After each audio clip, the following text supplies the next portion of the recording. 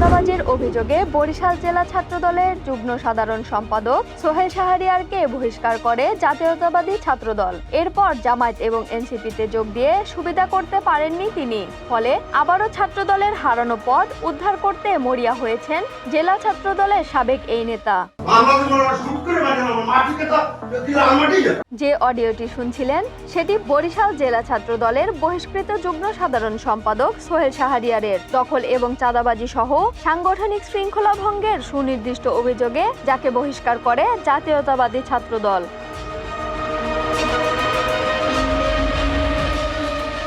ছাত্রদল থেকে বহিষ্কারের পর জামায়াত শিবিরে ঢোকার চেষ্টা করেন চিহ্নিত চাঁদাবাজ সোহেল শাহরিয়ার। সবশেষে শিবিরের সম্মেলনে যোগ দেন তিনি। জামায়াত শিবিরে যোগ দিয়ে তেমন সুবিধা করতে না পেরে নাগরিক পার্টিতে যোগ দেন সোহেল শাহরিয়ার।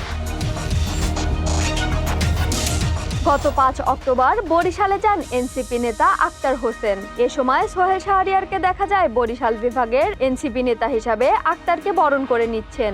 আক্তার এবং সোহেলের কোলাকুলি দেখে যে কেউই বলবে তাদের পরিচয় এবং জানাশোনা বেশ গভীর পর্যায়ে। এই ভিডিও দেখে পরিষ্কার বোঝা যায় সোহেল শাহরিয়ার এখন এনসিপির নেতা।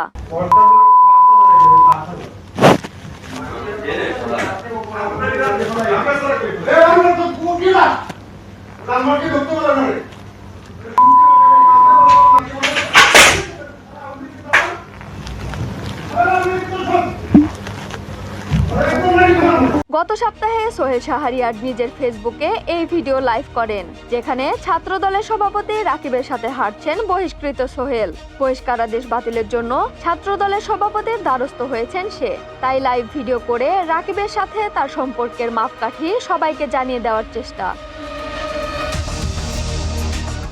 ইতিমধ্যে চিহ্নিত চাঁদাবাজ সোহেল শাহরিয়ার এলাকায় ঘোষণা দিয়েছেন তার বহিষ্কারাদেশ দ্রুতই বাতিল হচ্ছে। এজন্য কয়েক লাখ টাকাও খরচ করেছেন তিনি। বিভিন্ন নেতা এবং ব্যক্তির সাথে ছবি এবং ভিডিও করে সেগুলো ফেসবুকে দিয়ে নিজের ঘনিষ্ঠতা প্রমাণ করার চেষ্টা চালিয়ে যাচ্ছেন নিয়মিত। এ কারণেই ছাত্রদলের সভাপতির সঙ্গে শপিং মলে দেখা করতে গিয়ে পেছন থেকে লাইভ ভিডিও করে ফেসবুকে প্রচার করেন সোহেল।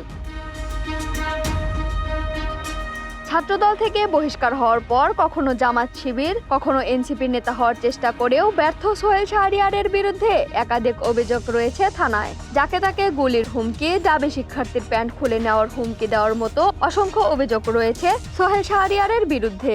দেশের প্রেসিডেন্ট, তোর করে কথা বলা যাবে না। তুই কে এই দেশের? আপনি কে? গলা উঁচু করে কথা বলা যাবে না, তুই প্যান্ট খুলে ফেলাবো শালা, তুই এবার কেন?